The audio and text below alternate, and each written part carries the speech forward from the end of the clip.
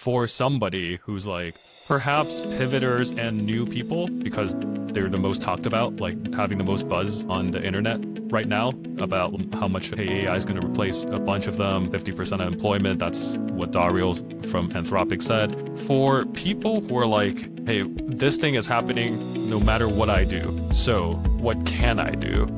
Everyone is making predictions for the future. Some of them are educated predictions, but they not necessarily become to life as it is. What if one of the other paths are what things will turn out? Your only control is actually where you spend your energy and time. It's hard. Uncertainty is in there. That's why we feel that way. And humans have really bad reaction to uncertainty. Uncertainty is something that we hate. But maybe you need to recognize that. Uncertainty is something out there, and then you are reacting to it rather than you are responding to it. I can make some things.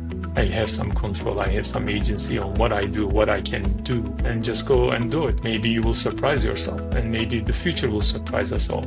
Maybe it's just all will be good. We will just automate things that no one wants to do, right? And we will keep the good stuff for us. And maybe it will be much more enjoyable in the future. Who knows? We don't know. But uncertainty is there. And just recognize it's your reaction to uncertainty rather than a predetermined future that we are going ahead. On the podcast today, we have Ercan Kamber. He was formerly a chief data officer at Angi and previously a data science and engineering leader at Twitter and Microsoft. In this episode, we talked about what's the job of a chief data officer, the real meaning of data strategy in complex business environments, the rise of AI agents, what AI first and AI forward really mean, what the future of AI agents might mean for labor, startups, and society. Be sure to subscribe to Data Neighbor in your favorite podcast app and YouTube. Let's dive into our conversation with Ercan Kamber. Hey everybody, welcome back to another episode of the Data Neighbor podcast with Hai, Shravya, and Sean. Today we have a very special guest, Ercan Kamber. He was a former Angi's chief data officer and spent time at Twitter and Microsoft in his prior career. Welcome, Ercan. Thank you very much. Hi. Welcome, Ercan. Welcome. Thanks. We're super excited to have you here. And obviously, we're going to have a lot to talk about. And you're the first chief data officer, a C-level of any kind on this podcast. So I was going to say that too. Yeah, we'd love to dive into some questions around that. Yeah, For CXO, yes. Okay, cool. So question for you, Ercan. You were Angi's first chief data officer. And for our audience who are not aware of what Angi is, maybe you can also give a little bit of intro about that one. Mm-hmm. What kind of like what were your immediate priorities when you were brought in? Mm-hmm. All right. Thank you for having me in this podcast. Angi is a combination of three companies coming together between 2017 to 2019. Most of the audience would know Angie's List, which has been one of the original home services companies in this industry. And then there was Home Advisor and then Handy. These three companies form Angi, which is the shortest version of, in a sense, Angie's List as a name. I don't want to get into technical details of whatnot, but Home Advisor was the acquiring company of Angie's List and Handy, and they renamed the whole company into Angi. That's basically how the Angi formed. Yes, I was the first inaugural chief data officer for Angi. My number one responsibility was to bring all these dispersed data teams under one umbrella and form the data organization. And from there, take on Angi into a modern era of using machine learning for matching in this two-sided marketplace, where one side is the homeowners needing some services for their home, and the other side is the pros or service companies that are trying to service the homeowners and their needs. That's awesome. That's a huge mission statement that you just spilled over there. What was kind of like the, I guess, day one, week one, month one sort of thing that you were tasked to do? Yeah, when you get into a company like this, the first job really is who is who, what they are doing now, understanding and evaluating that, and trying to come up with a strategy. Where do you want to take the data organization in alignment with the company strategy? Basically, you need to work within that context, understanding, talking to all your teams, and understanding what are the gaps in terms of a good organizational structure of a data organization. What are the pieces that are there, and what are the pieces that are missing, as well as understanding the strengths and weaknesses, and act on that very quickly so that you can shape up the data organization into something that you would be happy with, so that you can take that immense journey of changing the data strategy of a company. Also, Ercan, this is such an amazing experience for you, right? Because you were Yes. at really big companies like Microsoft and Twitter before. And now, as like the first CDO of the space, a new type of product and new role with much bigger responsibility. Like, how do you see the difference between like your career shifting from what you were in these really big companies to where you finally became like the main data person, the main data leader? First of all, this wasn't my first tango. I was chief technology officer, technical officer in a startup before. So I'm used to working with the CEOs and understanding that holistic company perspective. But the main difference is when you work for a major tech company like Microsoft or Twitter, you usually own a broad but functional areas that are very specific. And actually, if I ask many of you what were your job and roles, you can easily tell what it is, because it's almost designed that way. You have a very sliver of overall company direction or company strategies on your shoulder. And when you become a chief data officer, basically the buck stops with you. So you are responsible for everything under the data umbrella. It's not just this one functional area. It's not just you are in charge of data science, data engineering, or BI, but you are in charge of all those organizations and what they produce, as well as the gaps in terms of what is missing for this company to be really running towards modern data stack, modern ML approaches or AI approaches to solving this business problem that the company is working on. I hope that gives an overall perspective. It's a mind and mental change, a mindset and mental change. You cannot just say, I own this piece, but the whole space is yours and you are responsible for everything.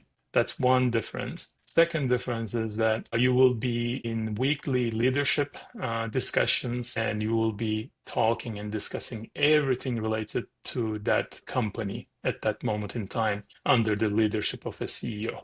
So every topic is discussed and you are exposed to everything. And some of those topics will be not in your strong competency, but vice versa. Some of those other leaders, such as chief legal officer, may not know about the machine learning algorithms or the data strategy and data stuff. It's vice versa. It goes both ways in that sense. But you are discussing all these critical company discussions in there, and you're trying your best as an advisor role, how these things are come back to data if they have any. If not, you also share your opinions how that decision or that direction may influence your whole organization. I hope this is clear. Cool. It's a very holistic perspective. I usually make this as a represented in that sense in my mind as a human being. You don't want to just be just brains, no arms, no legs, but you need to have every piece of your body needs to be developed in that sense. And some of the muscles may be weaker, some of them may be stronger. Love that analogy, Ercan. Actually, both Hai and I have been like, we are data science leaders, and through our experience too, we keep telling that about, so this is ownership, right? If you look at it, like you basically don't put yourself under a boundary of, I'm responsible for just this, I better do a good job here and then I'm done with it, versus I own the entire area around it, not just, like you said, the brains, but I own the entire body, right? And I would probably say world is kind of running towards that. I know we have big questions for you about AI later in our conversation, but to get some of it slightly to the front, it's also like with AI, I mean, everyone needs to be an owner today, because the boundaries are more less and less. You can't tell that I stick to this because I only know this. No, you can know a lot more things with AI now. You better like own it up and do other things around what your is doing, codes, right? Yes, I would also add that with the recent changes, we may be in charge of a bunch of AI agents as human beings. We all will become some sort of a manager. So you need to have that holistic perspective. That's one element, I guess, that everyone will face. Second thing is that in this holistic environments, the thing that you need to pay attention to is the context. What is the context? And the context is changing. When the context change, you cannot just do what you have done in the past because that will be definitely not going to work with the new context. So let's take as an example, a data scientist working on one functional area, doing one algorithm and developing that versus with the help of AI agents working on multiple areas and multiple things. They need to expand their horizon and they need to expand their context in a sense that just thinking of just one function to many, many functions and how those functions will interact.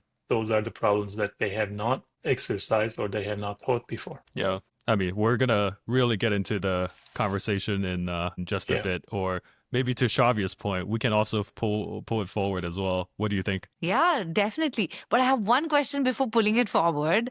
Arjun, if I look at myself, like when I compare myself from, a bunch of years ago when I was an IC to becoming a manager and, having like now I am like a data science lead for 9 growth data science pods. And even at this level, I find it very hard to context switch. Like because you said context, it reminded me of that. So how do you at a CDO level where you're probably part of these meetings that do not even are data related, like you said, there's chief legal officer, like not your competency, you're there, and you also have your team spread across multiple areas from data engineering, data platform, ML, AI, insights, dashboarding, like whatnot, right? So what has been something that worked for you in just handling all these multiple contexts, but also being at a place to provide value in one context? Yeah. Very good question. It's very hard to do, but I guess there are some strategies and tactics you can do. One of them is you got to speak about things that you know and you tell the truths that you know of as it is so that everyone can learn and share that context and learn from it. Then there will be things that you do not know anything. I'm just talking about the two extreme cases. In those contexts, you should know how to sit there and not say Shut up. anything. So they shut up, exactly, so that you don't confuse others as well as yourself in the process. So you need to know when to be silent. And there will be things where even you don't know things, we have all humans intuition and wisdom, right? We are not Yeah. just learn one thing in life. We are not just one functional area leader or technical leader. We do live through life experiences, and then we can bring those life experiences that helps that situation. So that's the second element. Maybe even one of the most valuable part is that we do not want just one type of voice to be heard in that discussion because it's just going to get one slanted decision. And especially in Amazon terminology, there is these two-door decisions and one-door decisions. So two-way or one-way may be better. So you need to really verbalize your opinion and your wisdom. I call it spider senses. I usually say, hey, this is my spider senses tells me that in that topic, maybe the right approach is this, maybe that approach is not good one and whatnot. So that's a balance between those three major buckets. That's But so you cool. get used to it. As you progress into these things, you know what your strengths are, where your weaknesses are. Certainly, I'm not going to talk about legal matters that much, but just try to learn and understand and figure out if there's any connection to my organization or the things that we have done. That's super cool. I think there's so much nuggets from what you just said there, Arjan, for people of all levels, right? Not just, you don't have to be a chief X officer to be able to utilize and benefit from those situational awareness. Effectively, everybody has an intuition. That's kind of like a big point that I took away. And people just need to trust their intuition. And even if they're not the subject matter experts, probably if they feel like, hey, this doesn't quite sound right, then raise it. And like what we do is a function of our practice, our training, all that kind of stuff. But at the core of it, everybody's human, and we're trying to solve a business problem. The means to that end is different, but then the intuition, the context, the subtlety, the subconsciousness remain because we all live just like everyone else. Exactly. I love how that's very applicable to everybody, from like IC ones, very junior, just in the industry sort of professionals, to like, you know, all the way up to your level. Cool.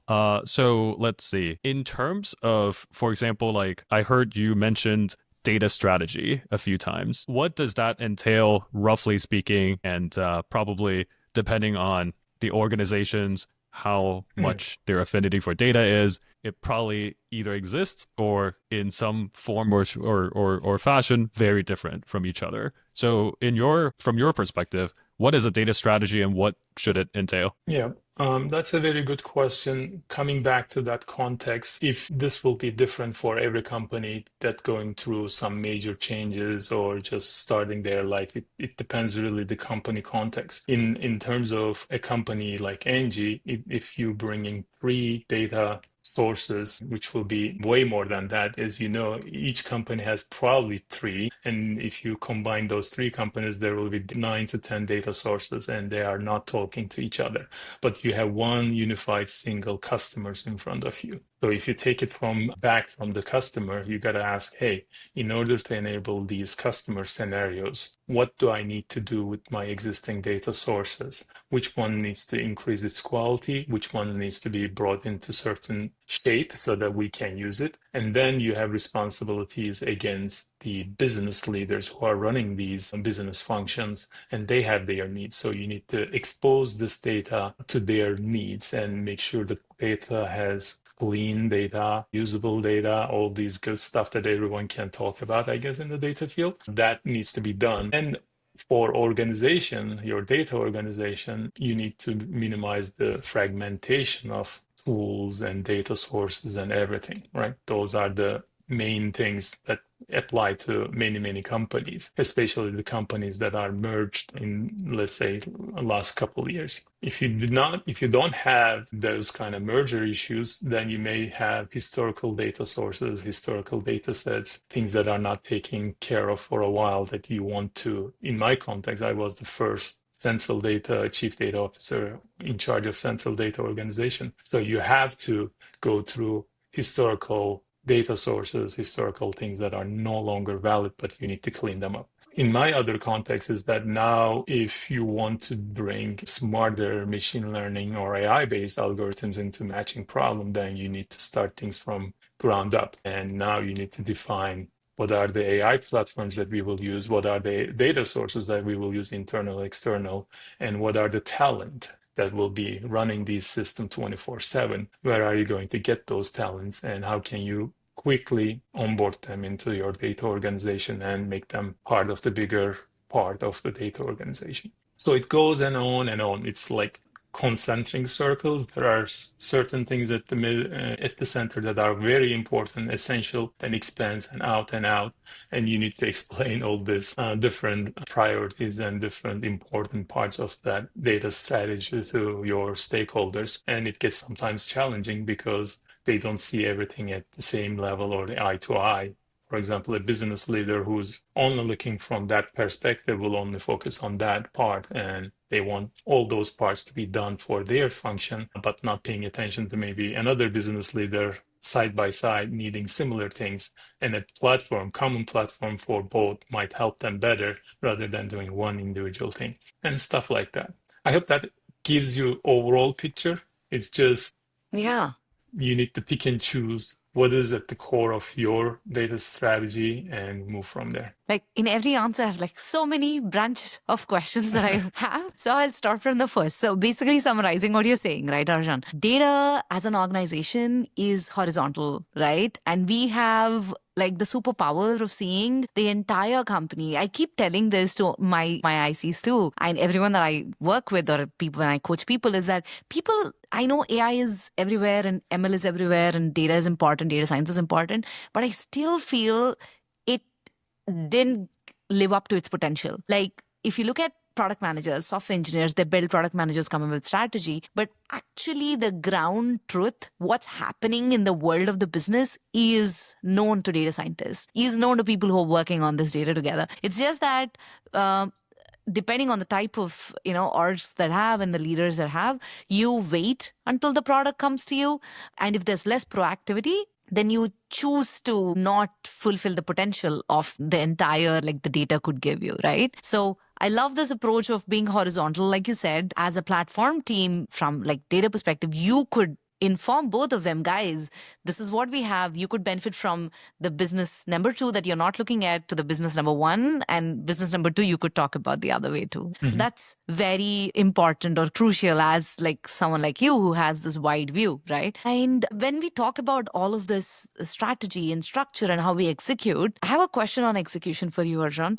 Like, how do you think about speed versus precision and cost? I would say, being a data perspective, like a cost also gets very important, because the more you save, the more the compute cost, and all of that. Like speed, precision, and cost. If I have these 3 variables from a data leader perspective, how do you look about? Yeah, first of all, you need to have an operating system, and that operating system needs to be disseminated across your organization for it to be working for multiple data teams, right? And they can be in tune with each other. I call that an operating system. And It's pretty cool, actually.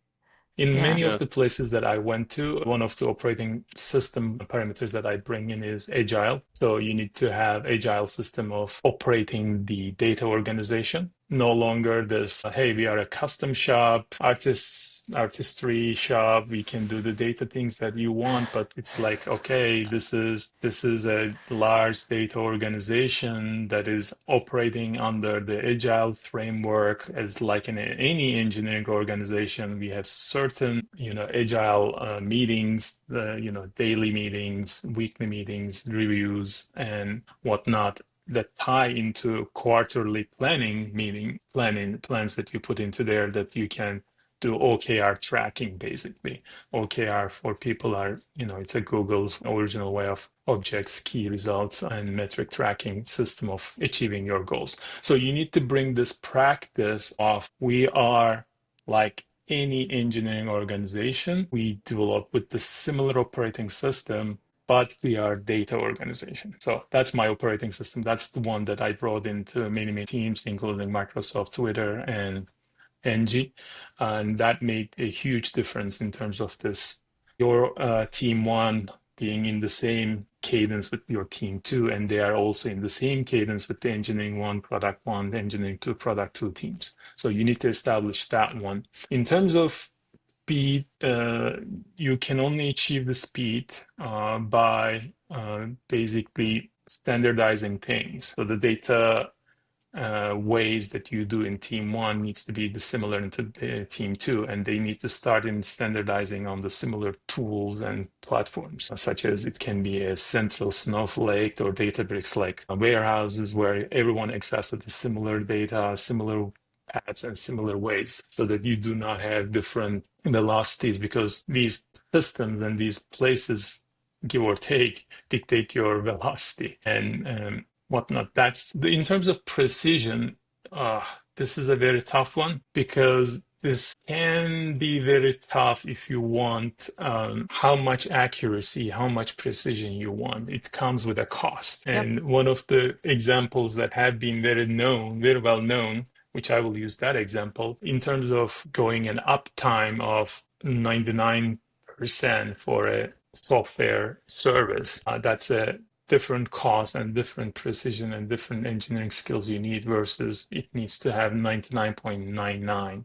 Every time you add 1 9 into that uptime, effort, cost, and everything goes up significantly. Similar pattern exists for data, but it's not understood the same way. Everyone understands this uptime analogy, but they do not understand that every time you want to up the 9s in data availability, data cleanliness, and data speed, it costs you that much more. That's why I think it's an open question. I don't know why people understand the first example, but cannot understand the second as a data example. I still, to this day, I do not understand why. Probably we created this mindset of data is all accurate, Yes. or data is all bad. Not that it's a precise metric of some availability, some freshness, and some 9s that cost you some money. I mean, This it's is It's so interesting. Sorry, Shavia, to cut you off. No, go ahead. Go ahead. Hi. A couple of days ago, Ercan, I think you were at Snowflake conference as well. So Yes. for those who are not aware,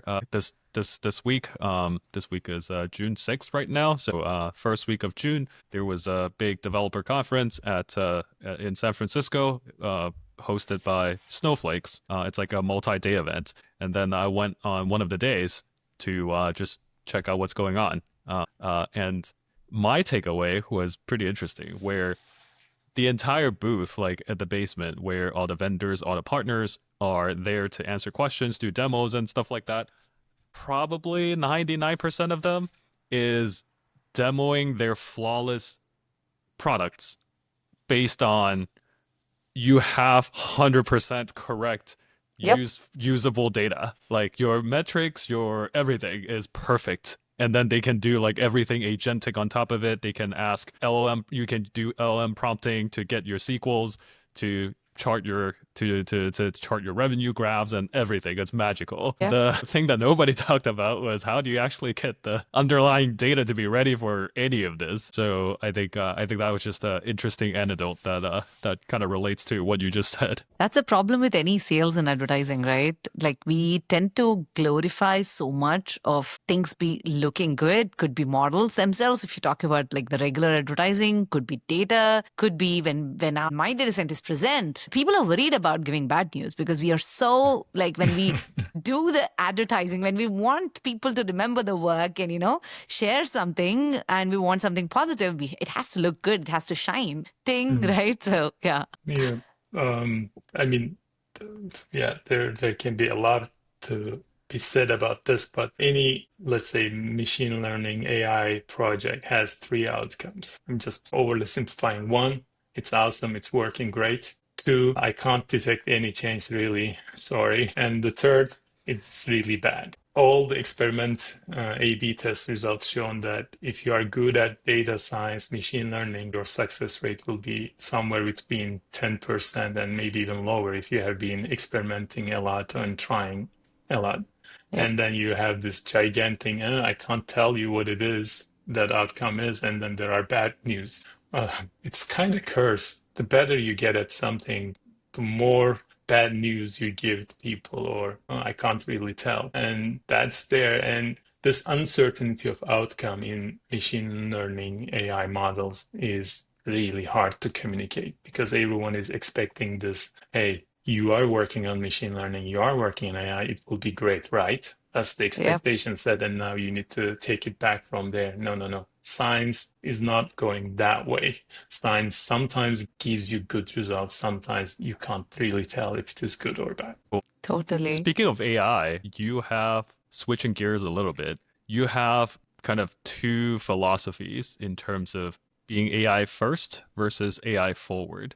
Can you tell us about what they are? Sure. I will clarify one thing. It's not my philosophy. These are the words that I have heard. And in fact, this week in the Snowflake Summit, I have heard even different ways. And I had now coming to, in my mental model, a different way of seeing all this stuff. But let's say this, and I will share what I have also heard in Snowflake Summit. AI first, in a sense, you are saying that we will use AI agents and whatnot as the primary force for going forward. We do not consider any other fact, but if you have a task, if you have something that needs to be done, you need to try it with AI first. Secondarily, the other one is AI forward, where you are saying is that we still want to use AI, but the humans will be in charge of that AI.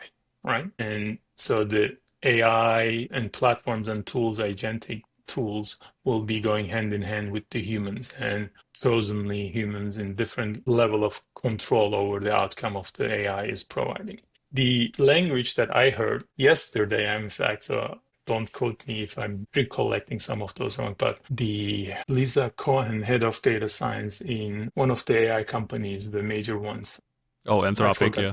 Anthropic, yes. Mentioned that they use the term automation and augmentation. basically the same old thing. So Yep. I come to conclusion that everyone is classifying these things in their own terms, and I come to the conclusion that there needs to be some sort of somewhere between 0 to 1 where some things are done by AI completely, and sometimes the humans are in charge, and people are classifying these things augmentation, where humans and AI augmented together solving a problem, automation, where the process is fully automated. Yeah, so those are the paradigms. It's coming to some sort of a two-state solution, two outcomes. And it's interesting. Recent development is happening here. And one thing that So I can tell, yeah, go ahead. no, I was going to say, if you've all seen, and Arjun, I'm sure audiences might have seen this too, Shopify and I don't remember another company. Duolingo. Duolingo, yes. They both came out saying we are not hiring any more people until we know that AI does not solve it. So that's AI Yeah, first, right? exactly. Yeah. And I think I recently saw a job posting on ML engineers for Shopify, actually. Probably AI couldn't solve for that. But yes, so that is basically if you have a problem that needs to be solved in your company, if an AI, I don't know if Agentic has become like literally replacing people, but at least AI productivity is definitely like the thing right now. People probably, if it was one Shravya 5 years back, I'm definitely 1.4 right now to some extent with some part from all the productivity tools that I can get. So that's happening. So the 1 to 0 probably will happen in an Yeah. AI first thing. Yeah.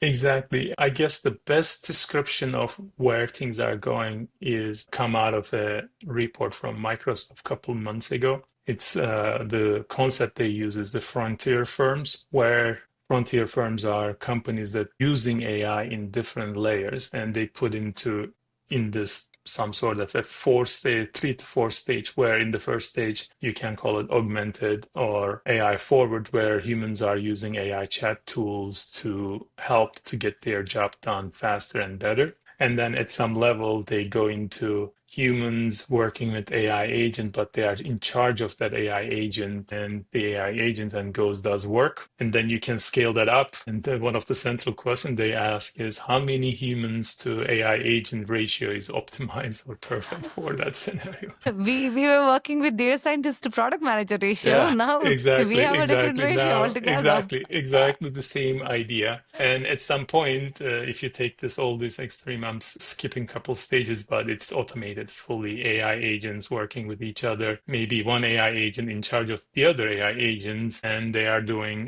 the whole automated work for everyone. So I want to jump into one more area from this if you do not have a question, but I have very important things to say about this last scenario. Go ahead. Sure. Let's dive in. All Yeah. right. One of the thought experiments that I have always done in my spare times is that, and it helps a lot with the prioritization. If I had an alien intelligence comes to this earth, and they have unbounded intelligence, what problems I would give them to solve. And that usually tells me what are the toughest problems and the most impactful problems. That's what you will give them. Question in a connected question asked to Sam Altman in the Snowflake Summit, they asked him, hey, what would you do if you have unlimited power? And his answer was generate an AI model that can improve the AI agent models, basically. So the AI research, in a sense that it's so exponential that you would give all the power you have for a new model that can generate better AI research. Connect that with the other thing that I have heard in the Snowflake Summit, and this is the Chief Science Officer of Anthropic, Jared Kaplan. He mentioned that there's one more new scaling law is emerging, which is how many seconds, how many minutes, how many hours, and how many days AI agents can work on their own. So if you combine those things, and right now I think we are in the hour, at least publicly available ones are on the hour. You give them a deep research, they go in half an hour, and then come back with results. So if you combine that time scale law with the infinite hour, you will come to a threshold where you will have AI agents constantly working on improving themselves. And maybe that's the way AI agents will be in charge of the AI agents, how things will go into really super exponential. I don't know what the word will be. Improvements will happening in this field. So AI agents in charge of AI agents is not futuristic, but it's something that they are planning on basically I'm without like, telling it exactly. then we'll have all the time in the world to do podcasts. Hi. Like if there's Just someone to talk do about the all the agents. work. I know. Yeah, exactly. We'll I mean, just to some extent, that's already happening, right? Like, I can build AI workflows where the first layer is, like what I want it to do, and then on top of that, I can have another AI workflow whose sole job is to make sure the output from the monitor. first workflow, yeah, exactly, Mhm. achieves the thing that I had given them, and then so on and so forth. And this can go infinitely. So, Yeah. It's like you're a CEO of a company and you have like 20 layers under you and they're all agents. hey, And a people related, that go ahead. yeah, go ahead. I was gonna go People another I direction here. have been involved with the startup scene in this Bay Area, and I have seen startups are actually telling everyone is that their revenue per employee number is huge, 6 times, 10 Mm-hmm. times compared to some of the really well-functioning and well-run tech companies. Basically, they are using AI or AI agents and sorts to improve. And because they do not have the resources, financial resources, whatnot, that's their only way of getting better and better. And at some point, they will become so efficient, so whatnot, that all the other companies have to copy Acquire. and follow or acquire them. Yeah. I have a feeling that's what's going to happen. All the Microsofts and Googles are just going to go after the startups that get so good at making Yeah. things automated that they'll just go acquire them. You in the old terms of the tech company, we had acqui hires, right? Where you would Yep. Yeah. hire a bunch of employees with the acquisition. Now, acqui hire agents of something, I or you just know. hire efficiency or automation or something. You know, Yeah, that's crazy. A related question on that. So how is it going to impact labor market and the society? I know we're going to mm, go a little bit on that yeah, side. that's another thing no one really knows. That's Yeah. one of the underdeveloped research, and I don't know why it's the case, but no one really knows. The every Arjan, time, let's yeah, let's go ahead. pre- let's predict something right now, and if it turns true, we'll get viral. Like 5 years No, from now, when things get. No, I'm yeah, kidding. no, I don't think I'm good at predicting unknowable future. The only thing that I think is going to make substantial changes that when X%, I will just throw a number, 10% of the GDP is automated and whatnot, it will start creating problems, I guess, because that's usually a threshold where we have substantial economic and financial disturbances happening in the society. So if 10% of the GDPs can be automated with these current state of agents and agentic AIs and whatnot, I'm sure we will see something, but I don't know. It's very hard to predict. And like I said, I'm a physicist. I'm not an economist. I can't really understand, let alone how these things, come to this life in their own form and impact the society. I wish someone does it, and I would read their research like 10 times to understand better and better. But no, I don't see anything at the moment. And this is also fascinating, right? Like the AI agents and everything related to productivity that you're talking about are actually, to be honest, affecting just the top 0.1% of the population or the knowledge workers in Silicon Mm. Valley, to be honest. Yeah, Because I coders. have, right, like, and we all probably have friends and family or like contacts in non-tech companies in other parts of the world who kind of know ChatGPT is around, use it for probably what was that, Ghibli, the images and Yeah, stuff, but they don't go beyond that. And like, if you probably look at how non-tech companies still work, they are really in old tech right now. Like, and it's fascinating that the AI and productivity hitting the market, it's probably hitting just the tech companies or just the software, like where, to be honest, was actually where people had a lot of, potential of making money and actually being the advanced knowledge workers. It's hitting them first. And it's probably going to hit the other parts of the world that are not in the knowledge worker space way hmm later. yeah. That's exactly what they published and shown yesterday in Anthropic's um, results regarding how this could be impacting different jobs in the open market. You are right. It almost feels like mm, we, the people who know how to do all of these things, know our jobs very well, and we are trying to automate that job first, and then the things will go Yeah. out and automate other things. You know, Oh my Yeah. God. It's What almost I like the, what I heard is the and I think it makes a lot of sense. Like the speed at which this tsunami is gonna hit is a function of regulatory hurdles, which means like your medicines, your high stakes sort of industries is going to be slower, just like they had been with the digital probably. mm-hmm. transformation and stuff like that. Yep. Because and then things that require people to be accountable, so like your probably like your lawyers or finance, like kind of like the junior level work can be automated, but like at the very end, to your point, Ercan, like the buck stops with somebody. That somebody still has to be there, or else like who's taking responsibility here. So yeah, fascinating, cool. So let's see then, in that whatever world it turns out to be, how can number one people, I guess, across the spectrum in terms of tenure, career, length and stuff like that, prepare for this agentic future? And also, like, how can companies prepare for that? Yeah. There aren't easy answers. The only thing is, as far as I know, that there isn't enough, well, maybe for we, the people who are in breathing this day in, day out, we know how to train ourselves and how to educate ourselves, but vast majority of the population is not ready and they need some training and education, and that's one of the lacking stuff that I see for companies, and that's what the people also want. I believe there was a survey in that Frontier Firm report from Microsoft that they showed that this is one of the missing things and people want. The other one is how to increase the motivation of people that are seeing left and right their jobs being automated. How do you keep them motivated? Those are the two human things. I Wow. guess it has been always we have to look in the past because we don't know what the future brings to us. We have to deploy somewhat similar solutions.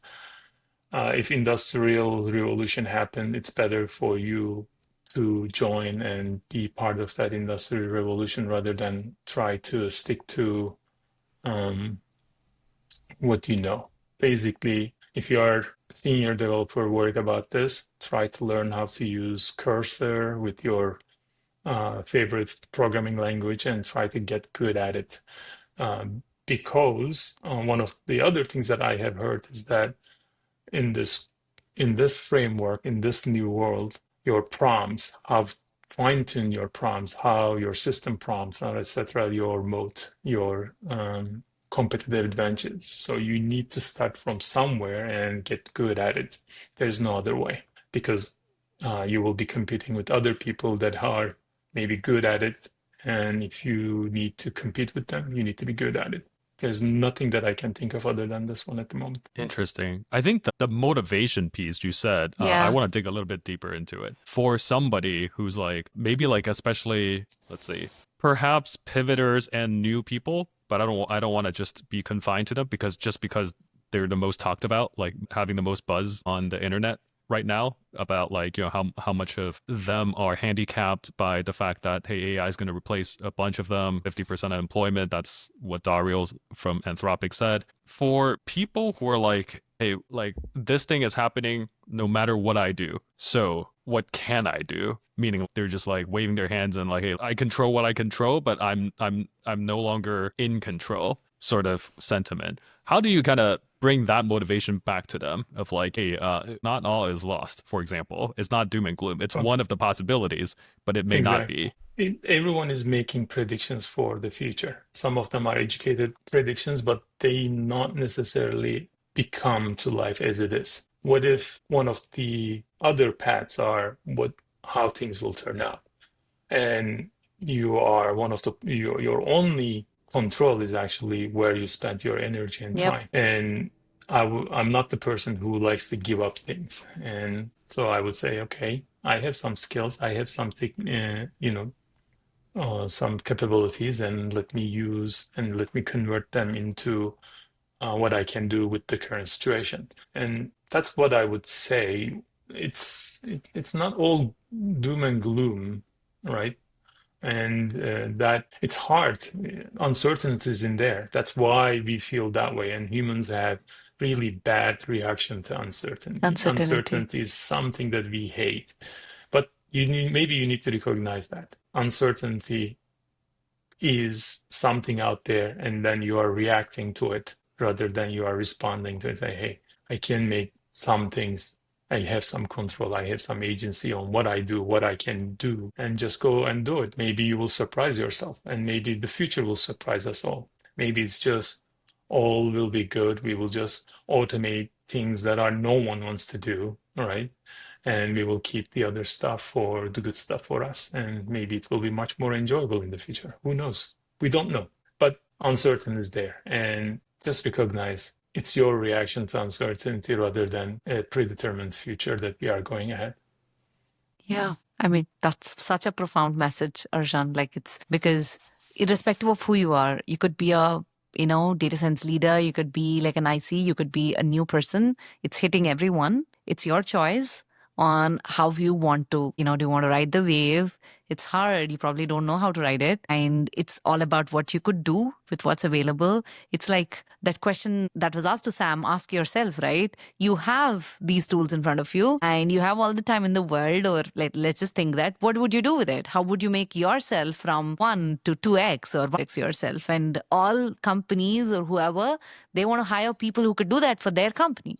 If you show that and be that, that's probably one way for you to get hired when compared to the people who are not doing that, right? Yep, exactly. It really, I, game is the same. It never really changes. You just need to go out and do your best and find your way. There's no other way. I feel like that's already a mic drop moment, too. It's like It is.